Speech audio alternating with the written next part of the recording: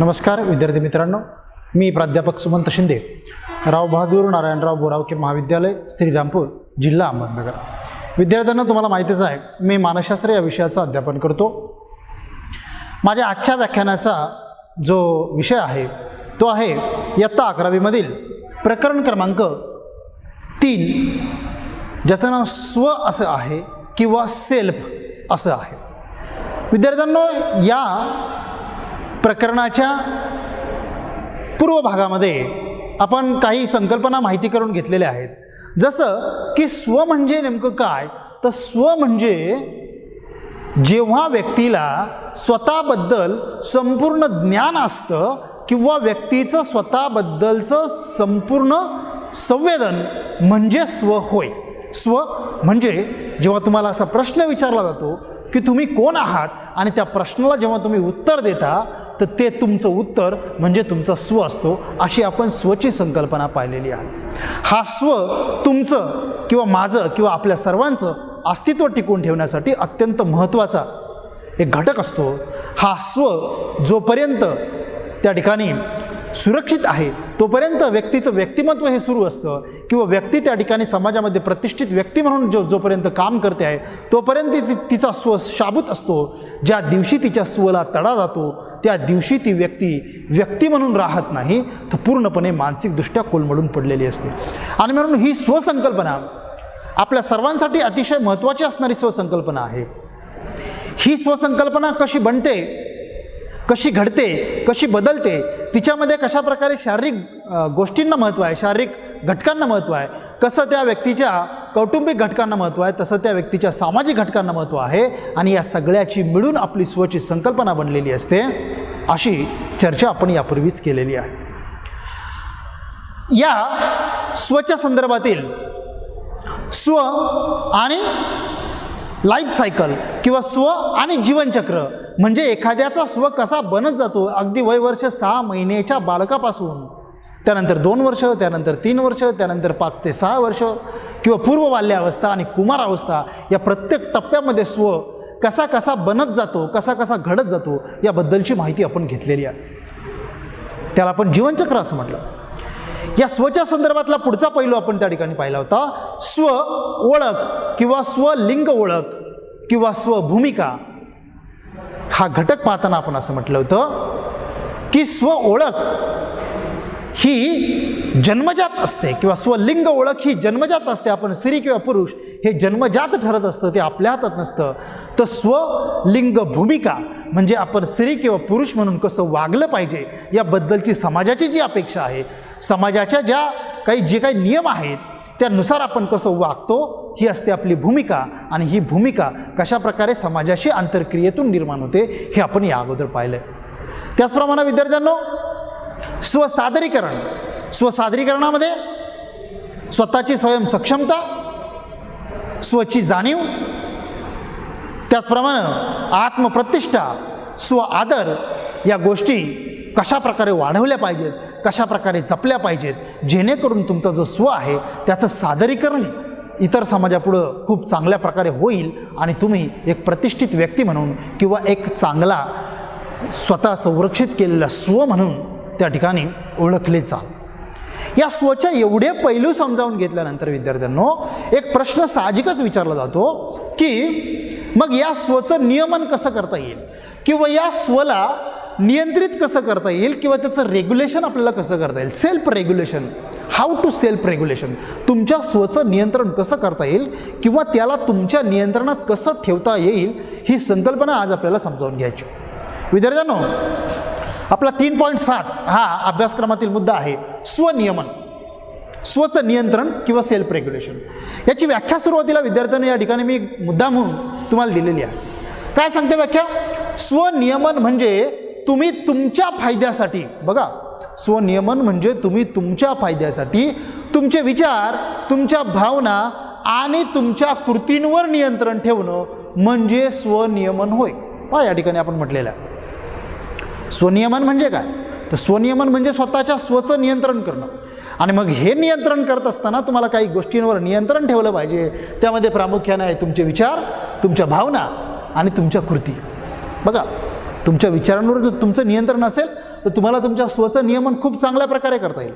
तुम्ही काय विचार करता, तुम्ही किती चांगले विचार करता, किती सकारात्मक करता, किती त्या ठिकाणी नकारात्मक विचार करता आणि यातले कोणते विचार तुम्ही दीर्घकाळ करत असता, यावर तुमच्या स्वचं नियमन आहे. जर तुम्ही दीर्घकाळ नकारात्मक विचार करणार असाल तर तुम्हाला तुमच्या स्वचं नियमन करता येणार नाही, तो तुमच्या हातातून सुटेल. तुमच्या भावना, तुम्ही किती सकारात्मक भावना अनुभवता आणि किती नकारात्मक भावना अनुभवता, तुम्ही किती वेळ रागाच्या भावनेत असता, तुम्ही किती वेळ दुःखाच्या भावनेत असता, तुम्ही किती वेळ आनंदाच्या भावनांमध्ये असता, यावर तुम्हाला तुमच्या स्वचं नियंत्रण करता येईल की करता येणार नाही हे ठरत असतं. आणि म्हणून तुम्ही जितका काळ आनंदाच्या भावना अनुभवाल, सकारात्मक भावना अनुभवाल, तितका तुम्हाला तुमचं स्व नियंत्रणात ठेवता येईल. लक्षात घ्या. कारण त्यातून आपण किती बरोबर चाललो आहोत किंवा किती चूक चाललेलो आहोत याची आपल्याला जाणीव होत असते. विद्यार्थ्यांनो, तसंच तुमच्या कृती, तुमच्या वागण्याच्या पद्धती, तुमच्या वर्तनाची पद्धत म्हणजे तुमची कृती, तुमच्या वर्तनावर तुमचं किती नियंत्रण आहे, तुमच्या ज्या इच्छा आहेत त्या लागलीच पूर्ण करण्यावर तुम्ही किती स्वतःहून बंधन घालता, यावर तुमच्या स्वचं नियमन अवलंबून असतं. म्हणजेच तुमच्या मनामध्ये एका क्षणाला एक इच्छा निर्माण होते, एखादी वासना निर्माण होते, एखादी तुमची गरज निर्माण होते आणि त्या गरजा लगेचच पूर्ण करण्यासाठी जेव्हा तुम्ही प्रयत्न करता आणि कदाचित त्यातून एखादा सामाजिक दुष्परिणाम घडण्याची शक्यता असते, असा विचार करून जेव्हा तुम्ही थांबता की नाही, आपण ही इच्छा आत्ता लगेचच पूर्ण करू शकत नाही, लागलीच ती जर आपण पूर्ण केली तर त्याचे परिणाम त्या ठिकाणी चुकीचे होतील किंवा आपल्याला त्याचा तोटा होईल, असा जेव्हा तुम्ही विचार करता तेव्हा निश्चितच तुमचं स्वनियमन काय असतं, चांगलं असतं. आणि म्हणून जोपर्यंत तुमचा स्व तुमच्या ताब्यात आहे, जोपर्यंत तुमच्या नियंत्रणात आहे, तोपर्यंत तुमचं स्वनियमन काय आहे विद्यार्थ्यांनो, चांगलं चालू. यामध्ये या ठिकाणी आपण म्हणू शकतो की उतावळेपणाने प्रतिक्रिया देऊ नये. उतावळेपणाने लगेचच प्रतिक्रिया देऊ नये. एखाद्यानं जेव्हा तुम्हाला विचारलं असेल की बाबा तुझी ही अमकी परिस्थिती का आली, किंवा तू त्या ठिकाणी अशा विशिष्ट प्रकारे का वागलास, किंवा कदाचित तुमची खिल्ली उडवली गेली असेल, कदाचित तुमच्यावर विनोद झाला असेल, अशा वेळी तुम्ही उतावळेपणाने प्रतिक्रिया देता की नाही देता, यावर तुमचं स्वनियमन अवलंबून आहे. आणि चांगलं स्वनियमन त्या व्यक्तींचं असतं जे अशा प्रकारे उतावळेपणाने प्रतिक्रिया देत नाही. बघा, उतावळेपणाने प्रतिक्रिया देणाऱ्या लोकांचं स्वतःवर नियंत्रण नसतं. ते लगेचच घडलेल्या घटनेला न विचार करता किंवा त्याच्या परिणामांचा विचार न करता पटकन प्रतिक्रिया देऊन मोकळे होतात. आणि परिणामी नंतर त्यांच्यावर अशी वेळ येते की ही प्रतिक्रिया दिली नसती तर बरं झालं असतं, नसतो रागावलं तर चांगलं झालं असतं, नसता एखादा शब्द दिला तर बरं झालं असतं. बरोबर की नाही? म्हणजे जसं म्हटलं जातं ना, आनंदात आणि रागामध्ये कोणतंही वचन देऊ नये किंवा कोणताही निर्णय घेऊ नये. कारण आनंदामध्ये तुम्ही काय वचन देताय हे तुमचंच तुम्हाला माहीत नसतं, किंवा रागामध्ये तुम्ही काय निर्णय घेताय हे तुमचं तुम्हाला कळत नसतं. आणि परिणामी जेव्हा परिणाम दिसायला लागतात तेव्हा मात्र तुम्हाला पश्चाताप होतो. आणि हा पश्चाताप जर होऊ द्यायचा नसेल तर तुमचं स्वनियमन चांगलं असणं गरजेचं आहे. आणि त्यासाठी तुम्ही काय करा, उतावळेपणाने प्रतिक्रिया देऊ नका. किंवा लगेचच ज्याला आपण त्या ठिकाणी लगेच कृती करणं, एखादी घटना घडल्यानंतर तिला अनुसरून लगेचच कृती करणं, ज्याला आपण स्पॉन्टेनियस रिस्पॉन्स म्हणतो, तो मात्र आपण त्या ठिकाणी लगेचच देता कामा नये. आणि म्हणून आपण परिणामांचा आधीच विचार करणं फार गरजेचं आहे. या गोष्टी विद्यार्थ्यांना मला माहिती आहे की बोलायला सोप्या आहेत, करायला त्या तितक्याच अवघड असतात. कारण स्वनियमन ही गोष्ट बोलणं सोपी आहे परंतु करणं फार अवघड आहे. कारण जो उच्च प्रकारचा स्व आपण जपलेला असतो, तो जपत असताना कधीकधी आपला अपमान झाला आहे हे आपल्याला सहन होत नाही. कधीकधी असंही होतं की आपण अपमान सहन करून घरी येतो आणि मग मात्र आपल्याला पस्तावा होतो की आपण का प्रतिक्रिया दिली नाही. परंतु ह्या सगळ्यामधून आपलं नुकसानच होत असतं. आणि म्हणून कधीही परिणामांचा विचार करूनच त्या ठिकाणी प्रतिक्रिया दिल्या गेल्या पाहिजे, म्हणजे तुम्हाला तुमचं स्वनियमन चांगल्या प्रकारे साधता येईल. बरं की नाही विद्यार्थ्यांनो? एक चांगला प्रतिष्ठित व्यक्ती बनायचं असेल तर स्वनियमन करायला शिका. विद्यार्थ्यांनो, हिगिन्स नावाचा जो संशोधक आहे त्याने 1996 एक संशोधन केलेलं आपल्याला दिसून येतं. त्याच्यामध्ये त्यांनी नियामक लक्ष केंद्र नावाचा एक सिद्धांत मांडलेला. नियामक लक्ष केंद्र म्हणजे टार्गेट सेंटर. की एखाद्या गोष्टीला प्रतिक्रिया देत असताना दोन प्रकारची नियामक केंद्र असतात, दोन प्रकारचे टार्गेट सेंटर आपल्यासमोर असतात. काही व्यक्ती ह्या वाढीव नियामक लक्ष केंद्राच्या आधारे प्रतिक्रिया देतात, तर काही व्यक्ती मात्र त्या ठिकाणी प्रतिबंधात्मक केंद्र जे आहे, प्रतिबंधात्मक नियामक केंद्र जे आहे त्याच्या आधारे प्रतिक्रिया देत असतात. मग शब्द थोडेसे अवघड वाटतील तुम्हाला ऐकायला, पण आपण समजून घेऊया उदाहरणांच्या आधारे. साधारणतः आपली एक पश्चिमात्य संस्कृती आहे आणि एक पूर्वेकडची संस्कृती आहे. आता जी पाश्चिमात्य संस्कृती आहे त्याच्यामध्ये युरोपियन कंट्रीज असतील किंवा त्या ठिकाणी अमेरिका असेल किंवा जे प्रगत राष्ट्र आहेत, ज्या पश्चिमात्य देशांमध्ये जे सगळे देश येतात ते देश असतील, आणि इकडचे पूर्वेकडचे देश म्हणजे भारत असेल, जपान असेल किंवा या ठिकाणी आशिया खंडातले काही देश असतील पूर्वेकडचे, अतिपूर्वेकडचे. तर या दोन्ही संस्कृतींमध्ये विद्यार्थ्यांना फरक आहे. पाश्चिमात्य संस्कृती प्रगत असल्यामुळं तिथं प्रतिक्रिया देत असताना वेगळ्या प्रकारे प्रतिक्रिया दिली जात असते. तर हे जे पूर्वेकडचे देश आहेत म्हणजे भारत किंवा त्या ठिकाणी जपान किंवा इतर जी जवळची राष्ट्र आहेत भारतीय उपखंडातली, त्यांची प्रतिक्रिया देण्याची पद्धत वेगळी आहे. म्हणजे सांगायचा हेतू माझा असा आहे की आपण कधीकधी जी प्रतिक्रिया देतो त्याच्यामध्ये आपण असा विचार करतो की ही प्रतिक्रिया दिल्यानंतर माझा काय फायदा होणार आहे.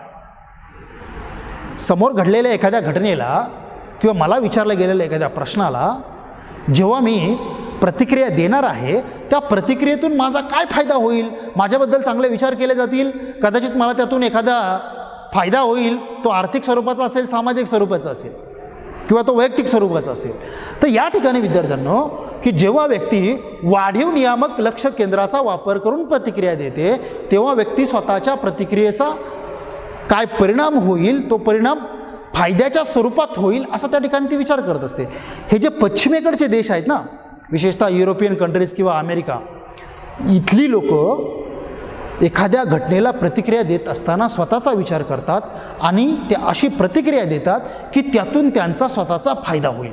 म्हणून याला आपण वाढीव नियामक लक्ष केंद्र असं म्हणतो. वाढीव नियामक लक्ष केंद्र, फायद्याचं केंद्र, लक्षात घ्या. आणि त्यासाठी ते एक एक एक एक गोष्टी करत जातात. त्यातून त्यांचं स्वनियमन जे आहे ते वेगळ्या पद्धतीनं होत जातं. आणि तेच याच्या विरुद्ध तुलना करतोय मी प्रतिबंधात्मक नियामक लक्ष केंद्र. पूर्वेकडचे जे देश आहेत ना, विशेषतः भारत, जपान, या देशांमध्ये एखादी गोष्ट आपल्या बाबतीत नकारात्मक घडू नये यासाठी विशिष्ट प्रकारची प्रतिक्रिया दिली जाते. म्हणजे थोडक्यात त्या ठिकाणी जेव्हा परीक्षा येते आणि परीक्षा आल्यानंतर एखादा विद्यार्थी जो असतो तो अभ्यास यासाठी करतो की मी जर नापास झालो तर मला माझे नातेवाईक, माझे घरचे कुटुंबीय किंवा मला माझे मित्र, दोस्त किंवा एकंदरीत जो समाज आहे तो मला नावं ठेवेल, तो मला टोमणे मारेल आणि कदाचित माझी त्या ठिकाणी खिल्ली उडवली जाईल.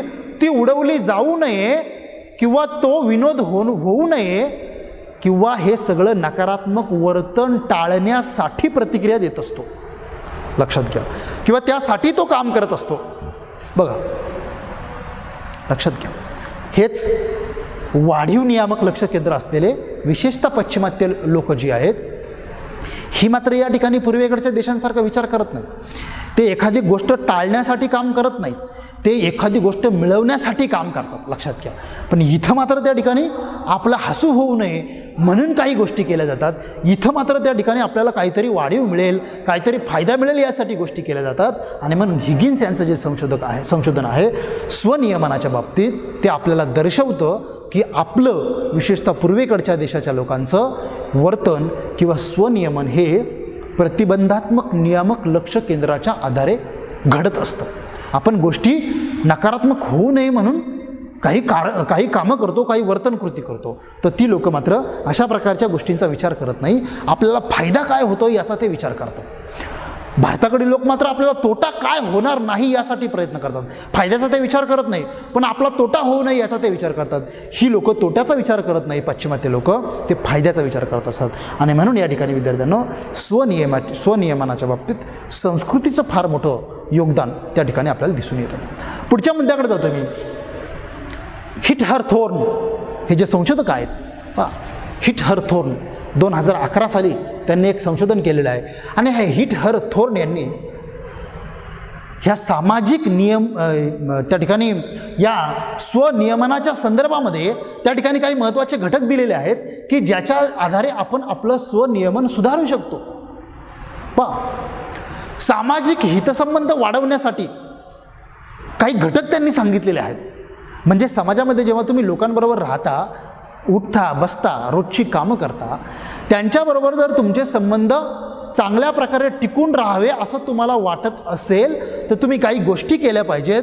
त्या आपल्याला हिट हर थॉर्न यांनी सांगितलेलं आहे. आणि जर तुमचे नातेसंबंध चांगले राहिले, लोकांबरोबर जर तुम्ही त्या ठिकाणी मिळून मिसळून राहिलात तर तुमचं स्वनियमन चांगलं होतं असं त्यांनी या ठिकाणी आपल्याला सांगितलेलं आहे. मग आता आपण एक एक घटक पाहूया. सामाजिक हितसंबंध वाढवण्यासाठीचे घटक. त्यातला पहिला घटक हिट हर थॉर्न सांगतात की तुम्ही जे काही करता आहात ना, तुम्ही जी काही कृती करता आहात ना, तिची जाणीव तुम्हाला असली पाहिजे आणि त्याचं तुम्हाला मूल्यमापनही करता आलं पाहिजे. म्हणजे जेव्हा तुमच्यासमोर एखादा व्यक्ती येतो, तो दिवसभर तुमच्याबरोबर असतो, तेव्हा तुम्ही त्याच्याबरोबर जे काही वागता ना, त्याला किंमत देणं असेल, त्याला आदर देणं असेल, त्याच्यासाठी काही गोष्टी करणं असेल, या गोष्टींची तुम्हाला जाणीव असली पाहिजे. म्हणजे तुम्हाला तुमच्या कृतीची जाणीव असली पाहिजे. मी काय काम करतोय त्याची जाणीव मला असणं, म्हणजे मला त्याची माहिती असणं, आणि ते काम पूर्ण झाल्यानंतर किंवा त्या व्यक्तीबरोबर दिवसभर राहिल्यानंतर जेव्हा तुम्ही संध्याकाळी घरी जाता आणि तुम्ही असा विचार करता की मी दिवसभर ज्या माणसांबरोबर होतो त्यांच्याबरोबर मी जे काही वागलो, मी जी काही कृती केली, ती चूक होती की बरोबर होती, ती चांगली होती की वाईट होती. म्हणजेच एकतर तुम्हाला वागत असताना त्याची जाणीव असते की मी काय वागतोय, आणि वागल्यानंतर तुम्ही त्याचं मूल्यमापन करता की मी कसं वागलो.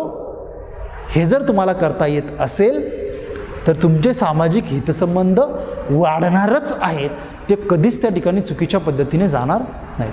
कारण मूल्यमापन करणाऱ्या व्यक्तीला चांगल्या वाईटातला फरक कळतो, आणि चांगल्या वाईटातला फरक कळल्यानंतर व्यक्ती त्या ठिकाणी इतरांची आदरपूर्वकच वागते. आणि तुम्ही जेव्हा इतरांशी आदरपूर्वक वागता तेव्हा इतर लोकसुद्धा तुमच्याशी आदरपूर्वक वागतात. ही गिव्ह अँड टेक प्रकारची जी संस्कृती आहे ती आपण पाळली पाहिजे. त्यातून आपलं स्वनियमन जे आहे ते उत्तम प्रकारे त्या ठिकाणी आपल्याला सांभाळता येतं. विद्यार्थ्यांना दुसरा महत्त्वाचा घटक आहे, इतरांच्या प्रतिक्रियांचा अंदाज आपल्याला त्या ठिकाणी आला पाहिजे. म्हणजेच काय, इतर लोक काय वागतायत. म्हणजे तुम्ही एखादी गोष्ट केल्यानंतर तुम्हाला समोरून कोणती प्रतिक्रिया येणार आहे, किंवा समोरच्या व्यक्तीचा अगदी चेहरा पाहून सुद्धा तुम्ही सांगू शकता की त्या व्यक्तीला तुमचं वर्तन आवडलं आहे की नाही आवडलं आहे, आणि ती व्यक्ती तुम्हाला काय प्रतिक्रिया देणार आहे याचा तुम्हाला जर अगोदरच अंदाज येत असेल तर तुम्ही तुमच्या वर्तनात बदल करू शकता. बरं की नाही. म्हणजे तुम्हाला जेव्हा अंदाज येतो की मी आता जे काही वागतोय ते समोरच्या व्यक्तीला आवडलेलं नाही आहे आणि परिणामी मी सुधरून वागलं पाहिजे, याचा जर तुम्हाला अंदाज येत असेल, इतरांच्या प्रतिक्रियांचा तुम्हाला अंदाज येत असेल आणि त्यानुसार तुम्ही तुमच्या वर्तनात बदल घडवून आणत असाल तर तुमचे हितसंबंध नक्कीच वाढणार आहेत. आणि जेव्हा तुमचे हितसंबंध जपले जातील, तुमचे नातेसंबंध जपले जातील, तेव्हा तुमचं स्वनियमन चांगलं होणार आहे. इतरांच्या प्रतिक्रियांचा विचार करणं म्हणजे स्वनियमन करणं होय. नंबर 3, याचबरोबर परिस्थिती सुधारण्यासाठी सुद्धा तुम्ही स्वतःहून प्रयत्न केले पाहिजेत. जी परिस्थिती तुमच्या समोर आहे कदाचित ती बिघडलेली असते, एखादी व्यक्ती गैरसमजातून तुमच्यापासून दुखावलेली असते, म्हणून तुम्ही चला जाऊ द्या, तो बोलत नाही मग मी तरी कशाला बोलू असं म्हणून जेव्हा तुम्ही सोडून देता ना, तेव्हा ती परिस्थिती सुधारण्याच्या ऐवजी बिघडत जाते. बरं की नाही. आणि मग ती जेव्हा बिघडत जाते तेव्हा ती पुन्हा कधीच सुधरत नाही जोपर्यंत तुम्ही त्यासाठी प्रयत्न करत नाहीत. आणि म्हणून तुम्ही परिस्थिती सुधारण्यासाठी काय केले पाहिजेत, प्रयत्न केले पाहिजेत, जेणेकरून तुमचे हितसंबंध वाढतील. आणि हितसंबंध वाढले की 4 लोक तुमच्या जवळ असतील आणि त्यातून तुम्हाला त्या ठिकाणी एक मानसिक सामाजिक आधार मिळेल आणि मग तुमचं स्वनियमन त्या ठिकाणी अत्यंत चांगल्या प्रकारे घडेल. बरोबर ना. पहा, या संदर्भामध्ये, या स्वनियमाच्या संदर्भामध्ये विद्यार्थ्यांनो कार्ल रॉजर्स यांचा एक सिद्धांत आहे, तेवढा तुम्हाला या ठिकाणी मी समजावून सांगणार आहे. पहा, या कार्ल रॉजर्स यांच्या सिद्धांतामध्ये त्या ठिकाणी साधारणतः हा आपला खरा तर 3.8 आहे. पहा विद्यार्थ्यांनो, 3.7 जेव्हा आपला संपला तेव्हा आपण 3.8 सुरू करतो. या ठिकाणी कार्ल रॉजर्स यांचा स्वसिद्धांत हा आपला शेवटचा मुद्दा आहे या प्रकरणामधला. कार्ल रॉजर्स यांचा जो स्वसिद्धांत आहे, कार्ल रॉजर्स हे तुम्हाला माहितीच आहे, मानसशास्त्राच्या विद्यार्थ्यांना हे माहीतच आहे की कार्ल रॉजर्स हे मानवतावादी दृष्टिकोनाचा पुरस्कार करणारे संशोधक आहेत.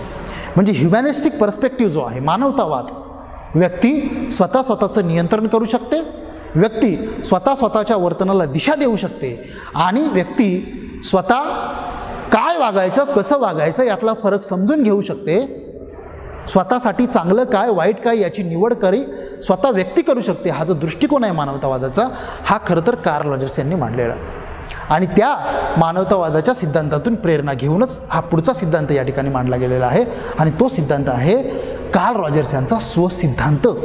हा स्वसिद्धांत काय सांगतो पहा विद्यार्थ्यांनो, हा स्वसिद्धांत सांगतो, कार्ल रॉजर्स असं म्हणतात की प्रत्येक व्यक्तीची आत्मवास्तविकीकरणाची प्रवृत्ती असते. आता आत्मवास्तविकीकरण म्हणजे काय, तर सेल्फ ॲक्च्युअलायझेशन. आत्मवास्तविकीकरण म्हणजे जेव्हा व्यक्ती असा विचार करते की मला समाजाकडून भरपूर मिळालेलं आहे, आता मला समाजासाठी काहीतरी केलं पाहिजे, मला माझ्या फायद्याबरोबरच समाजासाठी सुद्धा काहीतरी मी देणं लागतो, त्यांच्यासाठी मला काहीतरी केलं पाहिजे, हा विचार जेव्हा व्यक्ती अनुभवते तेव्हा व्यक्ती स्वतःच्या पलीकडे इतरांचा विचार जेव्हा करते तेव्हा आत्मवास्तविकीकरण घडून येते आणि त्यासाठी व्यक्तीचा जो स्व आहे हा स्व चांगला असला पाहिजे असं कार्ल रॉजर्स सांगतात. किंवा या स्वची जडणघडण जी आहे किंवा या स्वचं जे नियमन आहे हे उत्तम प्रकारे झालं पाहिजे असं कार्ल रॉजर्स सांगतात. आणि या सिद्धांतामध्ये हे पटवून देण्यासाठी कार्ल रॉजर्स आपल्याला 2 प्रकारचे स्व सांगतात. पहिल्या प्रकारचा स्व आहे वास्तव स्व, real self, the real self, आणि आदर्श स्व, द आयडियल सेल्फ. आता या 2 संकल्पना आपण पहिल्या समजावून घेऊ. विद्यार्थ्यांनो, आदर्श स्व म्हणजे काय रे आणि वास्तव स्व म्हणजे काय रे, तर यातील वास्तव स्व म्हणजे तुम्ही आत्ता जे आहात ते. तुमची आत्ता स्वतःबद्दलची एक विचारसरणी असते, मी दिसायला सुंदर आहे किंवा मी दिसायला कुरूप आहे, मी हुशार आहे किंवा मी सर्वसामान्य आहे, मी समाजामध्ये मला चांगल्या प्रकारची प्रतिष्ठा आहे किंवा समाजात माझी प्रतिष्ठा थोडीशी खालावलेली आहे, मी गरीब आहे, मी श्रीमंत आहे, किंवा त्या ठिकाणी मी इतरांच्या तुलनेत सभ्य आहे, समजूतदार आहे किंवा माझी समज थोडीशी कमी आहे. पहा, लक्षात घ्या, हा वास्तव स्व म्हणजे तुमचे स्वतःबद्दलचे खरे विचार, याला म्हणायचं वास्तव स्व. तुम्ही आता ॲट दिस पॉईंट किंवा ॲट दिस सिच्युएशन तुम्ही आता जे आहात ते म्हणजे तुमचा वास्तव स्व. आणि विद्यार्थ्यांनो, आदर्श स्व म्हणजे काय, आयडियल सेल्फ म्हणजे काय, जे तुम्हाला बनायचं आहे ते म्हणजे तुमचा आदर्श स्व. मी आत्ता काय आहे हे मला माहीत आहे, परंतु मला काय बनायचं आहे हे माझं लक्ष आहे. विद्यार्थ्यांनो, व्यवस्थित लक्षात घ्या. कार्ल रॉजर्स म्हणतात की प्रत्येक व्यक्तीचे 2 स्व असतात. एक असतो त्याचा वास्तव स्व, स्वतःबद्दलचे खरे विचार, आणि एक असतो त्याचा आदर्श स्व, जे त्याला बनायचं असतं तो त्याचा स्व. म्हणजे विद्यार्थ्यांना समजा एखाद्या त्या ठिकाणी विद्यार्थिनीला शिक्षक व्हायचं असेल तर ती आत्ता जी आहे तो आहे तिचा वास्तव स्व, आणि शिक्षक होणं हा तिचा आहे आदर्श स्व. म्हणजेच जेव्हा व्यक्ती आदर्श स्व किंवा तिचा जो आदर्श स्व आहे त्याप्रमाणे बनण्याचा प्रयत्न करते तेव्हा व्यक्ती स्वतःच्या वर्तनामध्ये काही बदल घडवून आणते. लक्षात घ्या. आणि त्यातून एकतर तिचं समायोजन होत असतं किंवा कुसमायोजन होत असतं. त्यासाठी आपण 2 आकृत्या या ठिकाणी समजावून घेणार आहेत. पहा, स्वप्रतिमा म्हणजे तुमचं वास्तव स्व आणि आदर्श स्व. लक्षात घ्या, जेव्हा स्वप्रतिमा आणि आदर्श स्व हे दोन्हीही सारखेच असतील, यांच्यामध्ये फार मोठं अंतर नसेल, म्हणजे मी आज अमुक एक व्यक्ती आहे आणि मला एक विशिष्ट प्रकारचा व्यक्ती बनायचा आहे, या दरम्यानचं जेवढं अंतर कमी असेल ना विद्यार्थ्यांनो, तितकं तुम्ही सुसमायोजित असाल. आणि विद्यार्थ्यांनो, जे तुम्ही आत्ता आहात आणि जे तुम्हाला बनायचं आहे त्याच्यामध्ये जेवढं अंतर जास्त असेल ना, पहा इथं अंतर कमी आहे आणि इथं अंतर जास्त आहे, जे तुम्हाला बनायचं आहे ना याचं अंतर जितकं जास्त असेल ना विद्यार्थ्यांनो, तितकं तुम्ही कुसमायोजित असणार आहात. आणि म्हणून तुम्हाला जर तुमचा स्व जपायचा असेल, तुम्हाला जर तुमच्या स्वची प्रतिष्ठा वाढवायची असेल किंवा तुम्हाला तुमचा आदर्श स्व गाठायचा असेल तर तुमच्या आदर्श आणि वास्तव स्वमध्ये जास्त अंतर असता कामा नये. अशा प्रकारे विद्यार्थ्यांनो कार्ल रॉजर्स यांचा सिद्धांत आहे तो वास्तवस्व आणि आदर्शस्व या संकल्पनांच्या माध्यमातून आपण समजावून घेतला. त्याचप्रमाणे स्वनियमन कसं करायचं, स्वनियमन म्हणजे काय, किंवा कशाप्रकारे प्रतिक्रिया द्याव्यात, कशाप्रकारे परिणामांचा विचार करावा, किंवा सामाजिक हितसंबंध जपण्यासाठी वाढवण्यासाठी कोणते घटक कारणीभूत ठरतात, जशी कृतीची जाणीव, मूल्यमापन असेल, किंवा त्याचप्रमाणे प्रतिक्रियांचा त्या ठिकाणी अंदाज येणं असेल, किंवा त्या ठिकाणी त्याचबरोबर परिस्थिती सुधारण्यासाठी प्रयत्न असतील, या सगळ्या गोष्टी तुम्हाला करणं फार फार गरजेचं आहे. तुम्हाला व्याख्यान समजलं असेल अशी अपेक्षा करतो. धन्यवाद. थँक्यू.